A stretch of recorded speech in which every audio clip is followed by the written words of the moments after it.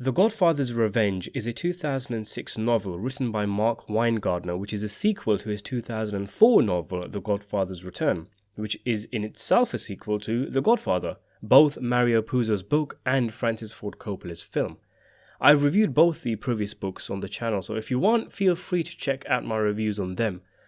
As I stated in my review of The Godfather's Return, I wasn't the biggest fan of the book.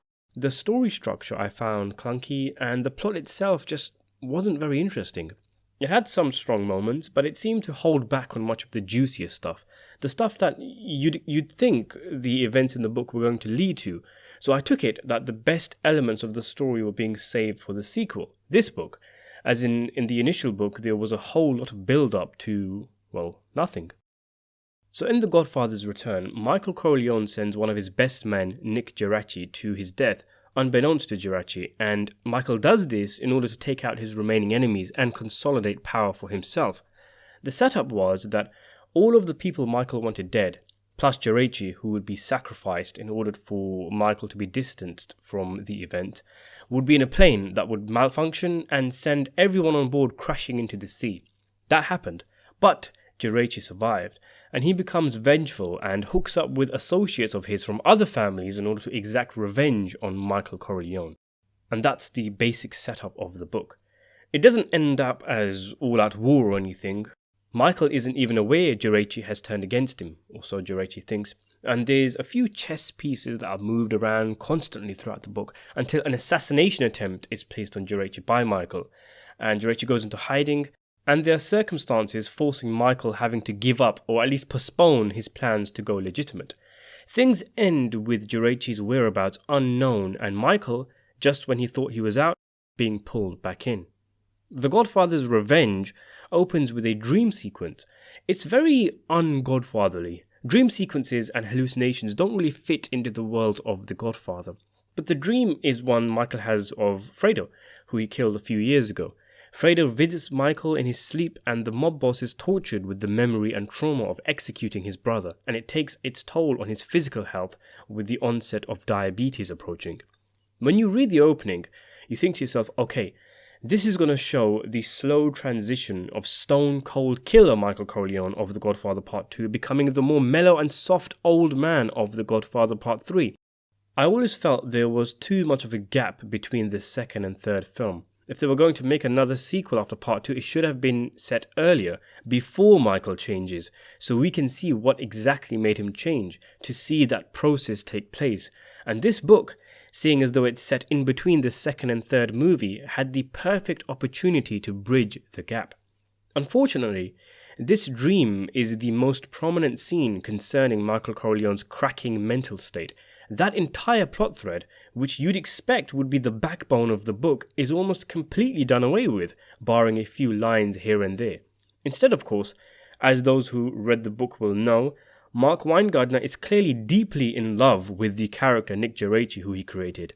And it is his story we all must follow. Fuck Michael Corleone, the most complex character in the entire saga. Let's reduce him to being a shallow, wicked guy, and let's not include scenes with him that could potentially be some of the best in the entire franchise, like shockingly, dear viewers, his reaction to the death of Tom Hagen, because instead, of course, we need to know exactly what Nick Geraci is doing at any given time and who he is doing it to. After all, look at the way Weingartner describes his beloved Geraci. As likable as Fredo, without the flakiness, as tough as Sonny, without the recklessness, and as shrewd as Michael, but with more heart. I mean, come on, man.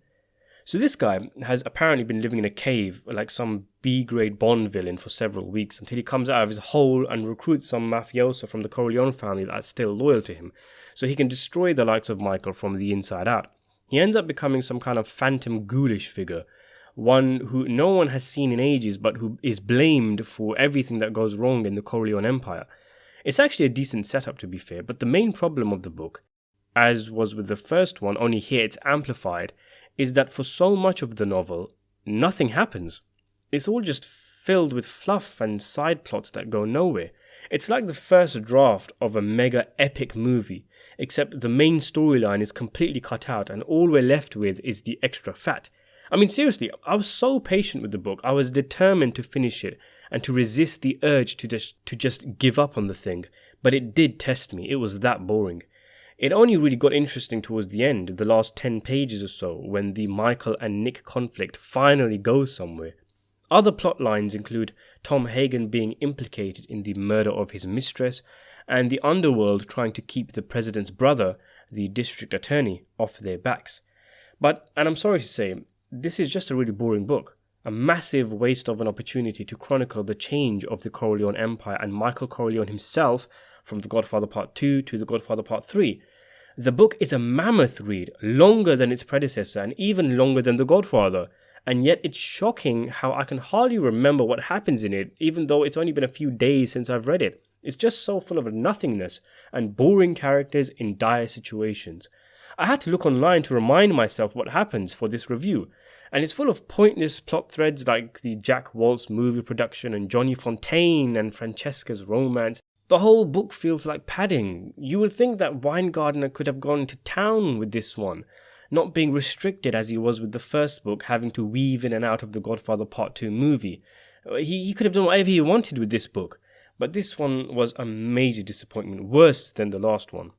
And Weingartner himself seems to kind of stop caring about the writing, or at least there was some hopelessly miscalculated attempts at some kind of meta-narrative or inside jokes that were way too obvious. Like, for example, there's a scene where Michael Corleone watches a movie that has Marlon Brando in it. And Brando obviously played Michael's father in the Godfather film. And everyone knows Johnny Fontaine is based on Frank Sinatra. The Godfather Returns makes this even more clear by mirroring events of Sinatra's life to the fictional Fontaine. But in this book, someone actually compares Fontaine to Sinatra. So all of a sudden, both Sinatra and Fontaine exist in the same universe? Like, it's getting a bit weird now, Weingartner. You don't need to keep making these kind of references. You know, I couldn't stand anyone in this book. Even the sweet Francesca, who went through some shit in the first one, is irritating in this book. Mario Puzo had a knack for making you empathize with horrible characters. Weingartner does something of the opposite, and everyone in the novel is really unlikable. I have no idea who I'm rooting for. Geraci is a kind of supernatural supervillain, and I don't recognize this Michael Corleone from the one I read in Mario Puzo's book or the one from the movies. Oh, and I'll tell you something. I was already quite, unmoved in the beginning of the book. I didn't find it really interesting. And then when I saw Johnny Fontaine's name open chapter 7, I nearly swore and threw the book across the room. Like, why the hell, after decades now, are we still following the life of bloody Johnny Fontaine? His story is finished, man. There's nothing there. There's so many great, interesting characters in this universe. Why are we not focusing on them? And I don't know who's writing the blurbs for these books. If you remember in my review of The Godfather Returns, I was a bit miffed that the blurb described Geraci as an adversary to Michael, when this isn't clear in the book until a good chunk into it. Well, in the back of this novel, a bit like how movie trailers always spoil films and show you scenes from the climax, the blurb says that everything changes for the Corleones when the president Jimmy Shea, obviously based on JFK, is shot and killed. That literally doesn't happen until about 500 pages into the book, probably around 100 pages before the book finishes. What's up with that? That's straight up misadvertising. And what's more head-scratching is that the death of the president has no real consequences in the story for all the characters that we're following.